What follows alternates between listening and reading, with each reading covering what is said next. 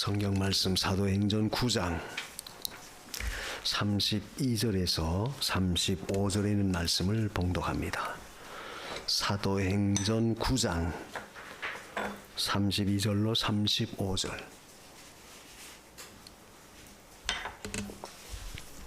때에 베드로가 사방으로 두루 행하다가 루다에 사는 성도들에게도 내려갔더니 거기서 에니아라 하는 사람을 만나매 그가 중풍병으로 상우에 누운 지 8년이라.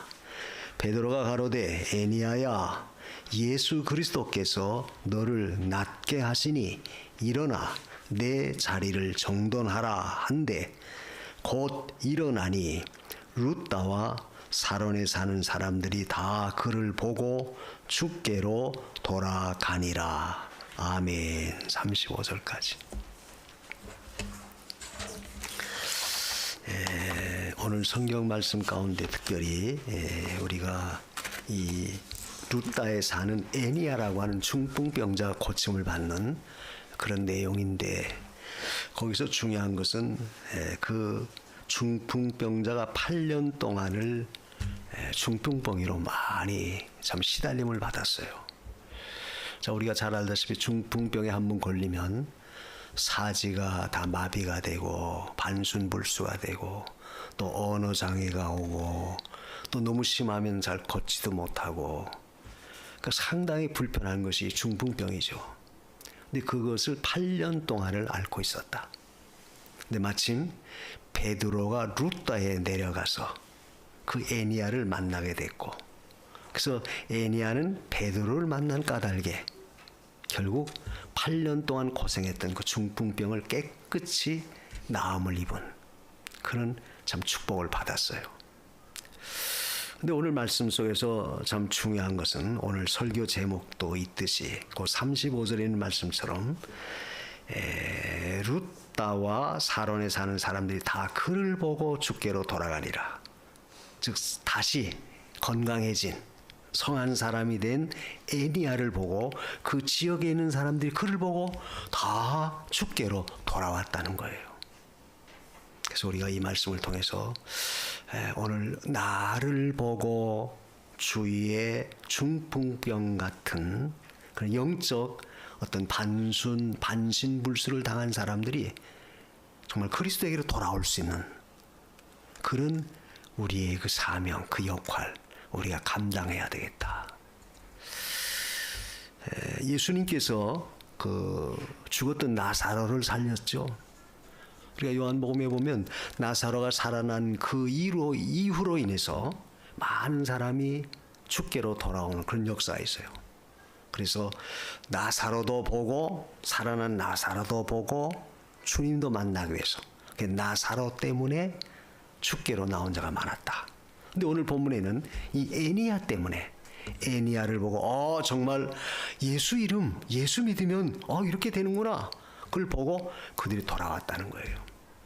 그 성도의 어떤 삶이라고 하는 것은, 우리 어떤 행동이라고 하는 것은 어떤 면에서 다른 사람들이 나를 보고 그들도 주께로 돌아올 수 있도록 하는 그 역할, 이것을 우리가 해야 된다.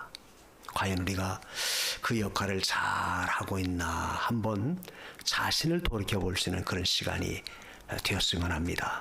이번 명절 때 여러분 일가 친척들 만나고 그 가운데는 믿지 않는 분들도 많이 있었을 거예요. 그랬을 때 과연 아무개 누구를 보니까 우리 형수님을 보니까 또 우리 뭐 숙모나 백모님을 보니까 또는 이모님을 보니까 아니면 뭐 우리 고모님을 보니까 정말 예수님이 계시는구나. 예수 믿기 전에는 사람이 저랬었는데 예수 믿고 난 이후에는 완전히 다른 사람이 됐구나.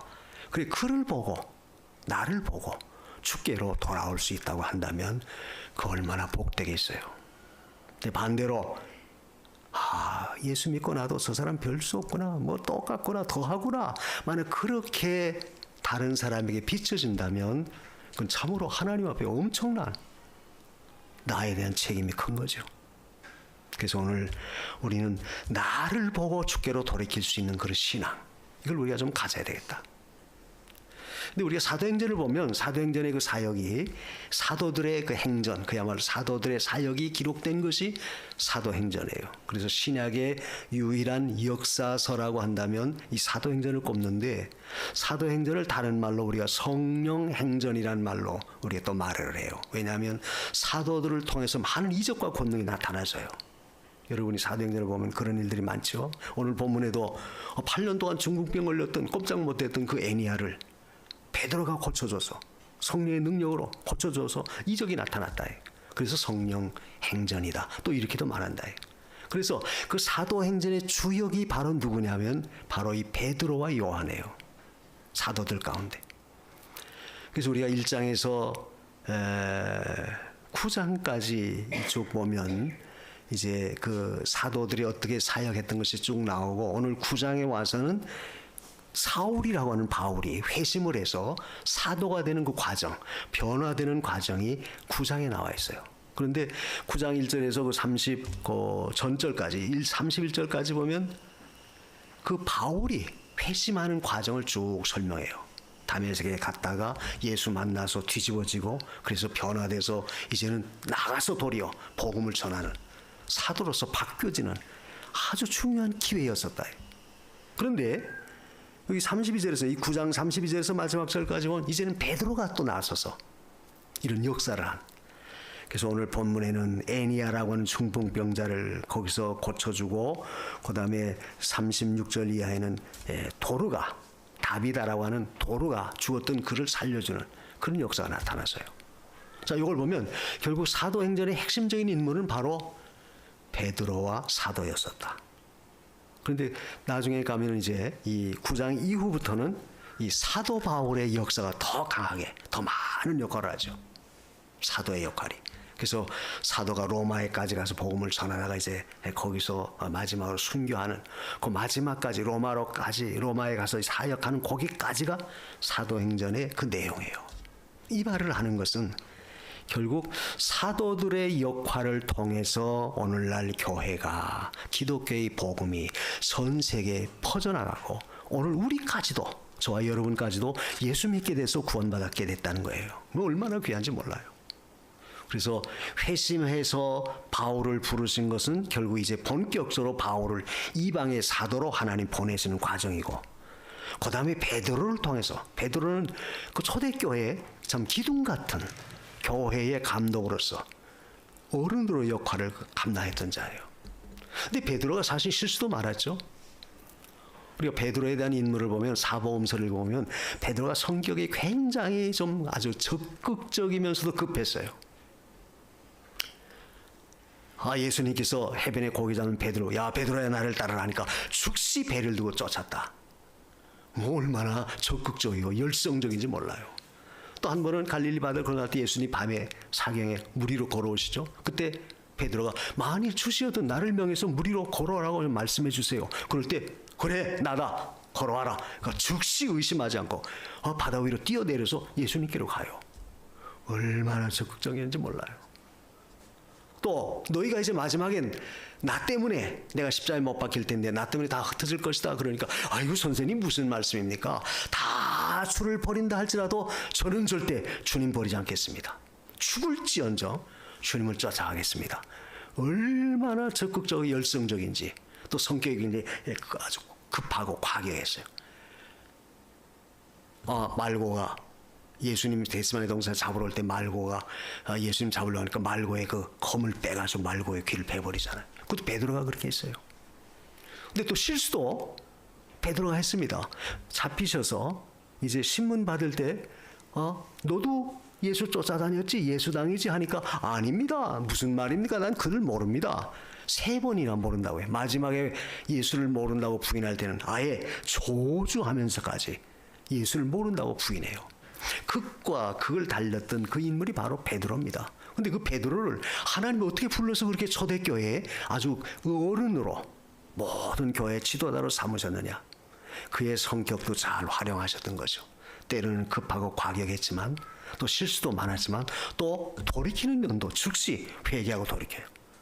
닭이 2번 울기 전에 내가 나를 3번 모른다 할 것이다 했을 때 닭이 3번 두 번 울 때 꼬르르 하고 두 번 울 때 베드로가 세 번 모른다고 부인하죠. 그것이 생각이 나서 즉시 가서 통회하고 아주 통곡하는 거예요. 그래서 그가 오순절 성령 강림이 임한 다음에는 완전히 새로운 사람으로 변화돼서 오늘 사도행전에 기록됐듯이 나서 복음을 전했던 겁니다.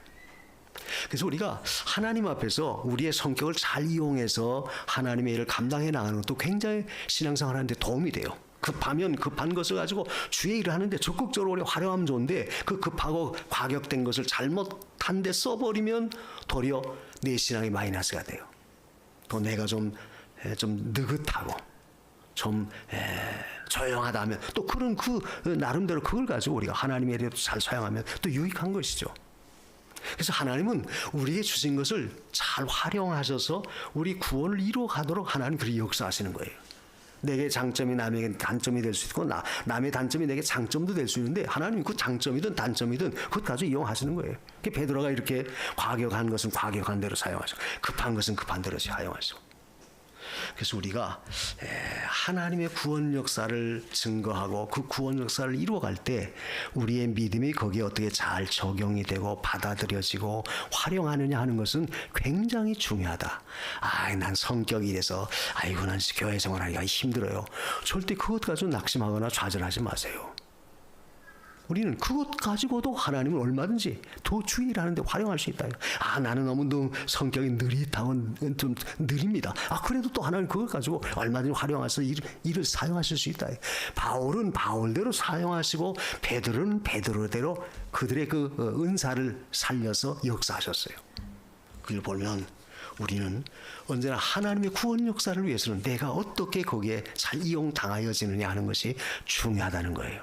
그래서 오늘 이 말씀을 통해서 어떻게 베드로가 이렇게 애니야를 구원해내는 그런 역사를 했을까? 이걸 보면은 우리는 그 구원의 역사라고 하는 것은 사실 우리가 하는 게 아니에요. 오늘 본문에도 그런 말씀이 있죠. 애니야야, 예수 그리스도께서 너를 낫게 한다. 34절에 보면 내가 너를 고쳐줄 것이다. 내가 너를 중풍병 낫게 해줄 것이다. 그렇게 말씀하지 않고 예수 그리스도가 너를 낫게 한다. 그걸 보면 우리도 그렇게 자신 있게 확신을 갖고 복음을 가지고 힘 있게 나갈 수 있다는 거예요. 왜? 저는 성경에 대한 지식도 없어요. 아직 믿음의 연조도 짧아요. 난 경험도 많지 못한데요. 난 이것도 제대로 못 해보는데요. 그렇다고 해서 낙심하지 말라요. 그런 것 가지고도 내가 하나님 앞에 쓰임만 받으면 하나님 그걸 가지고 얼마든지 하나님 나라에 유익하게 역사한다. 그래서 우리는 이 애니야가 고침받은 이 사건을 통해서 우리 자신들이 어떻게 나를 보고 주께로 돌아올 수 있도록 내 안에 이 중풍병 같은 고질적인 참 내가 스스로 해결할 수 없는 이 모든 문제를 어떻게 내가 해결받고 좀 더 새로운 사람으로 새로운 인격으로 변화돼서 정말 모든 사람도 나를 보고 주께로 돌아올 수 있도록 그런 작용을 할 수 있을까? 오늘 저와 여러분 이 말씀을 통해서 한번 우리가 배워봐야 되겠어요. 그래서 여기 보면 하나님의 구원 역사라고 하는 것은 이와 같이 무엇을 통해서도 얼마든지 역사하는데 문제는 우리가 그걸 어떻게 믿음으로 받아들이느냐 하는 것이 굉장히 중요하다는 거예요. 저 같은 것이 뭘 합니까? 절대 그런 말 하지 말라는 거예요. 하나님은 너 같은 것도 필요할 땐 다 쓰여진다. 모세 손에 들려진 그 지팡이 보잘것없는 생명이 없는 하나님의 그 지팡이에 불과해요. 그러나 모세 손에 붙잡혀서 하나님의 구원 역사에 하라는 대로 순종하니까 쓰여지니까 홍해 바다가 갈라지는 놀라운 역사가 나타나서 그렇다고 해서 지팡이 자체에서 무슨 능력이 나타나서 바다가 갈라집니까? 그건 아닙니다. 중요한 것은 내가 하나님의 손에 붙잡혀 쓰임 받을 때 순종할 때 그런 역사가 나타났었다는 사실이에요. 여기 베드로도 마찬가지예요. 아까도 제가 베드로에 대한 인물을 잠깐 소개했지만 얼마나 실수가 많았어요. 인격적으로 얼마나 모든 사람이 보면 참 장점도 있지만 물론 결점도 많았다. 그렇지만 하나님 그걸 들어서 또 이 초대교회 때 복음을 전하는데 요긴하게 사용하셨다는 거예요. 그렇다면 우리도 마찬가지죠. 그래서 우리를 통해서 하나님의 구원 역사가 나타나질 수 있도록 먼저 내 자신을 살피는 것이 중요하다. 그래서 내 자신이 영적 중풍병 같은 그런 것에 혹 내가 거기에 걸려있진 않나. 왜? 모든 것이 다 무기력하고 모든 것이 내 자신이 다 그래서 다 마비가 된 그런 상태에 있다면 그건 안 되죠. 그걸 우리가 일깨워야 돼요. 첫째 베드로가 어떻게 이런 구원 역사를 이뤘냐면 여기 보면 32절에 베드로가 사방으로 두루 행하다가 루다에 사는 성도에까지 내려갔다. 그러니까 루다에까지 내려가서 결국 복음을 전했는데 거기서 이 에니아를 만났어요. 그런데 거기 보면 사방으로 두루 다녔다 하는 말씀이 나오죠. 이걸 보면 전도자는 어느 한 곳에 머물러서 한 곳에만 역사하는 게 아니라 돌아다니면서 복음을 전하는 거예요. 왜? 요즘으로 말하면 순회 전도죠. 다니면서 병든 자를 고쳐주고 복음을 듣지 못한 자에게 복음을 전해서 그들을 구원해내고 또 믿음이 약한 자, 믿음이 어린 자를 다시 일으켜 세우고 이게 바로 전도자, 즉 우리가 복음을 받은 자가 우리가 해야 할 일들이다. 그러니까 무슨 전문적인 어떤 사역을 하는 그런 사람들만 하는 게 아니고 우리가 복음을 받아서 이 구원에 참여했다면 우리도 그걸 가지고 복음을 가지고 나가서 다니면서 모든 사람들에게 알려주는 거예요. 그래서 전도의 폭이라고 하는 것은 우리가 자기 자신에게만 국한시켜서는 안 돼요. 신앙도 마찬가지입니다. 내가 예수 믿고 내가 그저 믿음 잘 지키고 내가 그저 교회 생활 잘하고 내가 하나님을 열심히 하면 되지. 그렇게 단순히 그렇게만 우리가 끝나서는 안 된다 그 말이죠. 우리는 그 영역을 벗어나서 그 범위를 벗어나서 다른 사람에게도 복음을 전해서 그들을 인도해낼 수 있는 그런 역할, 이게 중요하다. 가끔 제가 설교할 때 그런 예화를 들죠. 미국의 대부흥사 유명한 누구의 무디는 구두 수선공이었다고 해요. 그래서 구두 깁는 그런 일. 근데 그 친구가 와서 그 지역에 아주 참 부흥사가 와서 전도할 때 한번 가보자. 그를 데리고 가서 거기서 무디가 은혜를 받고 완전히 사람이 뒤집어진 거예요. 그래서 미국을 부흥시켰던 유명한 부흥사가 됐다. 자, 우리 한국 초대 교회 역사에도 보면 그 깡패 김익두 목사도 깡패였지만 평양에 제일 가는 깡패였지만 결국 전도자의 복음을 받아들여서 그가 초대 교회의 유명한 부흥사가 됐다. 이걸 보면 내가 전해서 한 영혼을 살려낸 그 일은 그 사람이 무슨 역할을 할지 아무도 몰라요. 장담 못해요. 그러니까 무디와 같이 저 구두 입는 그런 구두 수선공이었지만 복음을 받아들이니까 미국 역대 그런 부흥의 역사가 나타난 적이 없다. 이걸 보면 내가 한 사람 전하고 그 어린아이가 됐든 아니면 뭐 좀 어떤 반신불수가 됐든 장애를 가진 사람이 됐든 뭐 어떤 사람이 됐든지 간에 그 사람을 구원시켰을 때 그 사람을 통해서 하시는 구원의 역사는 우리가 모른다. 하나님이 하시는 거죠. 그러니까 우리는 가서 전하는 거예요. 그래서 두루 다녔다는 것은 결국 전도의 영역이 복음의 그 전파의 영역이 자꾸 커져 나갔다는 거예요. 그래서 우리 신앙은 언제나 나에서부터 시작되죠. 내가 예수 믿지 않고 내가 복음을 듣지 않고 내가 하나님의 자녀가 되지 않고는 어떻게 전해요? 내가 먼저 예수를 받아들이고 내가 먼저 자녀가 되고 내가 먼저 이 체험을 하고 은혜에 참여하고 그리고 나서 나를 통해서 자꾸만 퍼져나가는 거예요. 자, 이번에도 여러분이 만약 명절에 가족들 만났다. 그러면 가족들 만났을 때 믿지 않는 가족들이 있을 거 아니에요? 친척들이 있을 거 아닙니까? 그러면 그들에게 복음을 전해주는 거예요.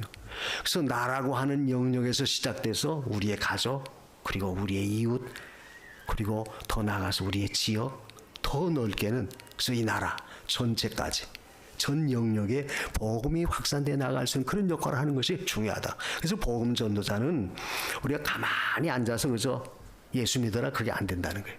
자꾸 두루 다녀야 돼. 찾아가야 돼요. 가서 우리가 전해야 됩니다. 적극적으로 권해야 되죠. 예수 믿으세요. 믿어보겠습니까? 그게 아니라 자꾸 믿도록 아예. 그래서 우리가 그래서 복음서에 보면 예수님 그랬죠. 제자들이 길거리가 사방에 가서 만나는 대로 닥친 대로 강권하여 데려와라.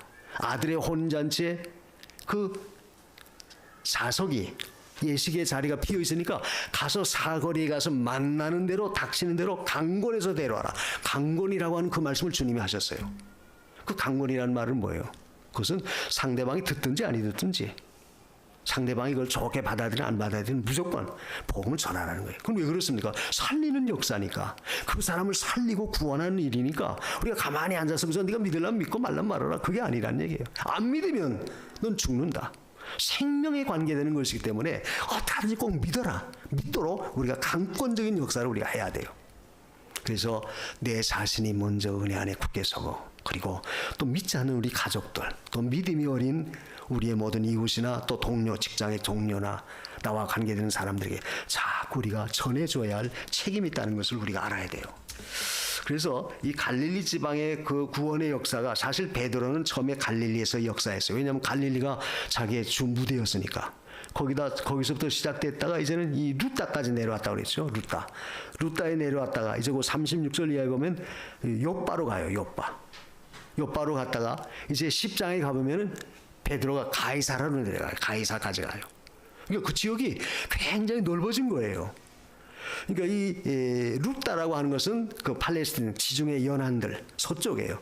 지금으로 말하면 그쪽에서 또 시작돼 가지고 점점 복음이 확산돼서 이제는 가이사라까지 내려간다. 가이사라까지 내려갔다는 것은 굉장히 그 판도가 넓어진 거예요. 이걸 보면 우리가 예수 믿고 구원의 역사를 나타낼 때도 내 신앙의 판도도 자꾸 확장돼 나가야 되겠다. 뭐 믿음은 숨은 믿음이라고 하지만 어떤 때는 그 믿음이 다른 사람이 알 수 있도록 우리가 자꾸 드러내는 것도 중요해요. 중요합니다. 왜? 그래야지 그들도 복음을 접할 수 있는 기회가 주어진다. 우리가 사도행전 1장 8절에도 그랬죠.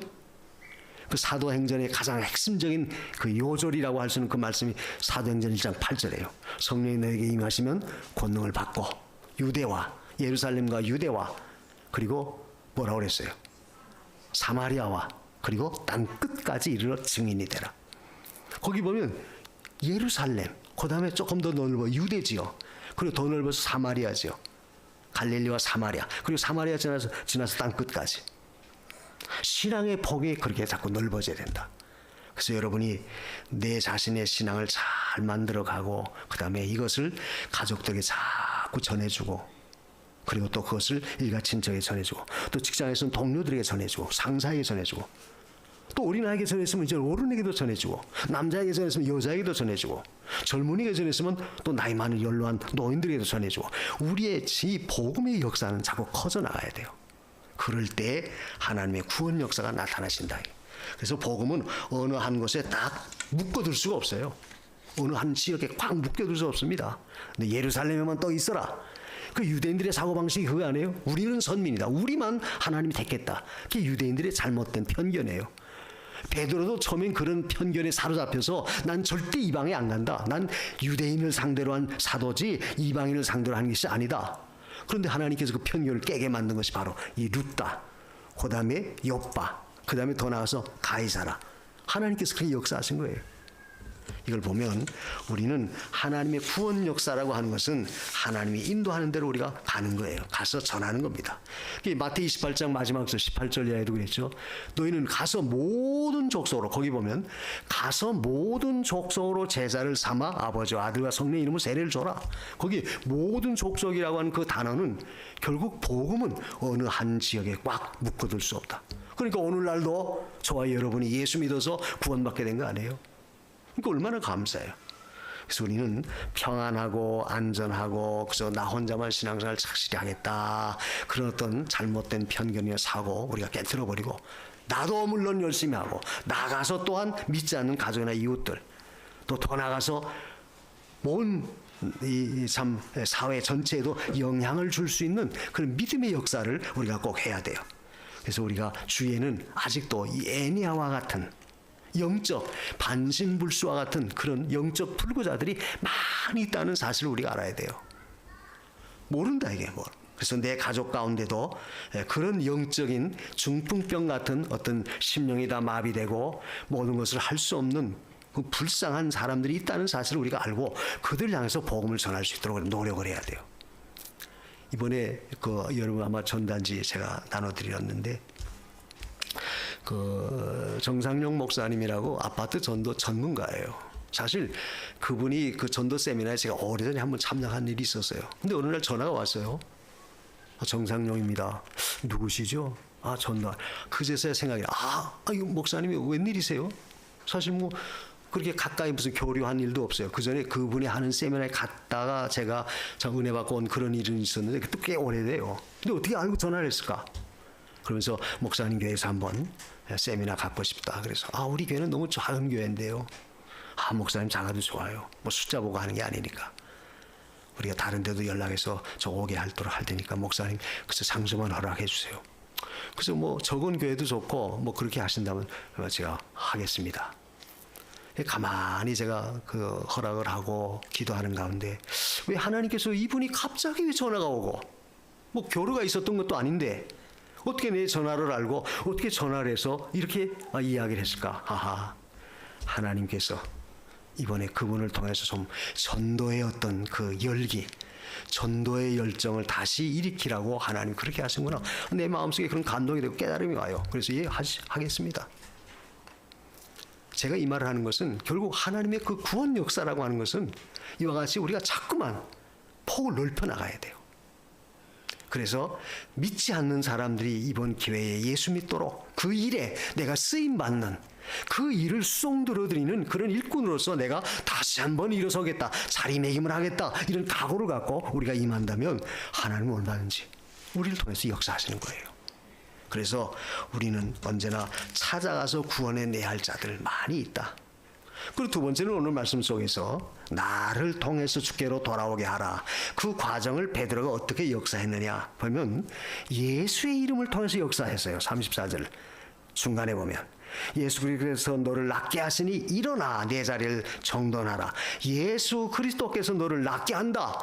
그러니까 베드로는 예수 그리스도의 이름을 이용했고 예수 그리스도의 이름을 증거하는 그 사명 그것만 감당한 거예요. 다시 말하면 그가 베드로가 유능해서 능력이 있어서 이적을 행하는 무슨 특별한 은사가 있어서 그런 일을 한 게 아니다 그 말이죠. 나는 다만 예수 그리스도가 너를 통해서 이런 이적을 나타내고 너를 고쳐줄 거니까 너는 그걸 받아들이고 일어나라. 그것만, 그 사명만, 그 역할만 베드로가 한 거예요. 그래서 우리가 두 번째로 하나님 앞에 언제나 예수 그리스도께서 모든 걸 낫게 한다. 예수 그리스도께서 고쳐주신다. 예수 그리스도께서 일을 이루신다. 예수 그리스도가 하신다. 이런 믿음을 갖고 나가라 그 말이에요. 내가 못하겠는데요. 나는 성경에 대한 지식도 아직 없어요. 난 신앙 교회 다닌 지가 깊질 못해요. 절대 그런 말 하지 말라는 거예요. 예수 그리스도가 너를 낫게 한다. 예수 그리스도가 너를 구원한다. 예수 그리스도가 너의 모든 문제를 해결한다. 예수 그리스도를 전해주면 된다는 거예요. 그러니까 얼마나 간단해요. 전도자라는 것은 그래서 예수 그리스도를 자꾸 전하는 것뿐이에요. 저 사람이 믿을까? 저 사람이 받아들일까? 정말 저 사람이 병 날까? 저 사람이 구원 얻을까? 저 사람이 모든 문제가 해결될까? 내가 말했는데 안 되면 내가 창피해서 어떻게 되나? 그걸 생각하지 말라는 거예요. 그건 예수님이 하실 일, 하나님이 하실 일이지 나는 믿고 순종만 하면 된다 그 말이에요. 순종만 하면 되는 거예요. 바울이 빌립보서 4장 13절에 그랬죠. 내게 능력 주시는 자 안에서 내가 모든 거 한다. 그럼 바울이 한다는 게 아니에요. 바울을 통해서 하나님의 능력이 나타날 텐데 나는 그 일에 대해서 수정만 들어드리겠습니다. 주님이 시키는 대로 심부름만 하겠다는 거예요. 우리의 신앙의 자세도 이런 믿음을 갖고 해야 돼요. 아이고 하나님 저 같은 것이 무슨 일을 한다고 저한테 이런 일을 하라고 하십니까? 아니다. 내가 한다. 늘 말하죠. 모세에게 바로에게 가서 내 백성 건져내라고 해서 말해라 그럴 때 아이고 하나님 내가 누구한테 감히 바로 앞에 서서 내 백성 인도한다고 말하겠습니까? 아니다. 이 일도 내가 할 것이다. 모세는 믿고 순종하니까 하나님이 이스라엘 백성을 애굽에서 구원해낼 수 있었다. 그와 같이 오늘 우리도 마찬가지예요. 예수 그리스도께서 너를 낫게 한다. 요 믿음. 베드로는 요 말을 많이 사용했어요. 우리가 사도행전 3장을 보더라도 나면서부터 안전병에 된 사람을 만났을 때도 그 안전병을 일으킬 때도 요 말을 고백했어요. 은과 금은 내게 없지만 내게 있는 것으로 너에게 주노니 나사렛 예수 그리스도의 이름으로 걸으라. 그 말이에요. 예수 그리스도. 그러니까 예수 그리스도의 이름이라고 하는 것은 놀라운 능력의 역사가 있어요. 능력의 역사가 나타나지는 겁니다. 그래서 우리가 예수 그리스도를 믿으면 어떻게 된다고 그랬죠? 구원을 얻으리라. 로마서 10장 13절에 누구든지 주의 이름을 부르면 구원을 얻으리라. 예수 이름이 우리를 구원해내고 예수 그리스도의 이름이 우리의 죄를 사하시고 예수 그리스도의 이름이 능력을 나타내시는 것이지 우리가 하는 게 아니다. 베드로가 그걸 믿은 거예요. 예수 그리스도가 너를 낫게 한다. 오늘 우리도 이런 믿음을 가지십시오. 예수 그리스도가 나에게 역사하시면 나의 모든 것도 능히 해결하실 수 있는 분이다. 이렇게 믿으십시오. 이걸 믿고 우리가 의지하는 거예요. 그래서 병든 자를 위해서 너희가 손을 얹고 기도해줘라 그랬을 때 아이고 목사님 저는 은사가 없어요. 병 고치는 은사가 없어요. 그런 말 하지 말라는 거예요. 우리는 그죠? 기도해줘라 하니까 기도해주는 것뿐이에요. 그래서 기도해 주죠. 하나님, 아무개가 이런 질병으로 어려움 갖고 있습니다. 하나님 고쳐주세요. 우리 기도하는 것뿐이에요. 그러면 그 낫게 하시는 이는 누구냐? 예수 그리스도가, 예수 그리스도의 이름이, 그 능력이 역사한다. 그래서 우리는 언제나 예수 그리스도가 낫게 해주신다는 확신을 갖고 예수 그리스도의 이름을 선포하는 그 역할을 우리가 늘 감당해야 돼요. 자신 있게 하라 그 말이에요. 확신을 갖고 하라 그 말입니다. 내가 전한다고 될까? 나 같은 것이 뭐 아이고 아무것도 모르는데, 절대 그런 생각, 그런 불신앙적인 생각 버리십시오. 내가 하는 게 아니다 이거. 예수 그리스도의 이름이 역사한다. 그래서 일어나라 그랬죠. 예수 그리스도가 너를 낫게 하시니 일어나라. 낫게 하신다. 낫게 하신다 하는 말은 확신이죠. 분명히 낫게 한다. 그러니까 일어나라는 거예요. 일어나라 할 때 예, 일어나겠습니다. 아니 내가 일어날 수 있도록 뭐 좀 다리가 힘을 얻는다든지, 무슨 뭐 징조가 보인다든지, 무슨 역사가 나타나서야지 내가 좀 일어나지. 아니 갑자기 이렇게 누워있는 사람, 8년 동안에 누워있는 사람 일어나라면 내가 어떻게 일어납니까? 만약 그런 애니아가 생각이 들었다면 못 일어나요. 일어나라 하니까 예! 즉시 순종했어요. 여러분, 여기서 우리가 뭘 깨달을 수 있어요? 우리도 주님의 명령이면, 말씀이면 그대로 믿고 예 순종하는 거예요. 그렇게 할 수 있도록 좀 힘을 주세요. 그렇게 할 수 있도록 어떤 좀 증거를 보여주세요. 할 수 있도록 무슨 징조가 나타나도록 좀 역사해 보세요. 그러면 내가 해보겠습니다. 그게 아니다 이게. 사람의 생각으로는 불가능하지만 하나님 말씀을 믿고 하나님을 의지하고 믿고 우리는 순종하는 거예요. 순종할 때 이적이 나타나고 역사하는 겁니다. 그래서 우리는 언제나 하나님의 능력을 써먹으십시오. 써먹는 건 뭐예요? 믿고 그대로 우리가 일어나는 거예요. 일어나라. 일어날 때의 역사가 이루어져요. 우리가 성경에 보면 일어나라는 말씀이 많이 있죠. 우리가 마가 2장에도 보면 거기도 중풍병자 이야기가 나와요. 4명이 침상에 누운 채로 예수님께 데려왔다가 사람이 너무 많이 운집에 있어서 감히 들어갈 수 없으니까 아예 지붕에 올라가서 지붕을 뚫고 거기다가 중풍병자가 누워있던 상을 내려요. 예수님이 그걸 보고 내 죄사함 받았다. 그러니까 바리새인들이 속으로 욕해요. 아니 지가 누군데 감히 죄사함 받나? 죄를 사해 주시는 것은 하나님이시, 네가 뭔데 감히 그러느냐? 그때 예수님이 벌써 그 생각도 하셨어요. 무슨 말이냐? 일어나라 하는 말과 죄사함 받았느니라 하는 말이 어느 게 더 쉽겠느냐? 일어나라 하니까 그때 중풍병자가 일어난 거예요. 그리고 그 상, 자기가 들어 누웠던 그 침상을 들고 걸어갔어요.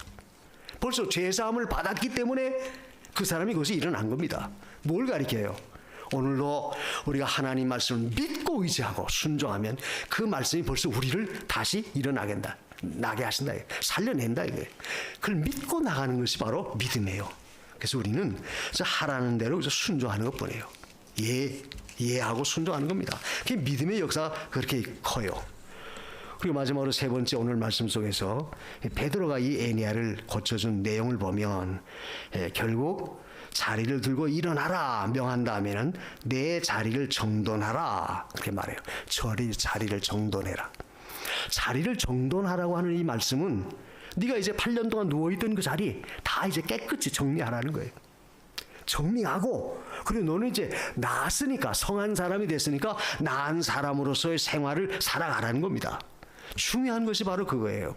오늘 우리도 예수 그리스도의 능력을 믿고 순종해 나갈 때 내가 은혜 받았으면, 깨달아졌으면, 믿음을 가졌으면, 그런 어떤 증거를 얻었으면 이제부터는 과거에 믿기 전에 우리의 모든 그 냄새 났던 자리, 예수 믿기 전에 몰라서 행했던 모든 냄새 났던 추한 자리는 다 이제 청산해 버려야 돼요.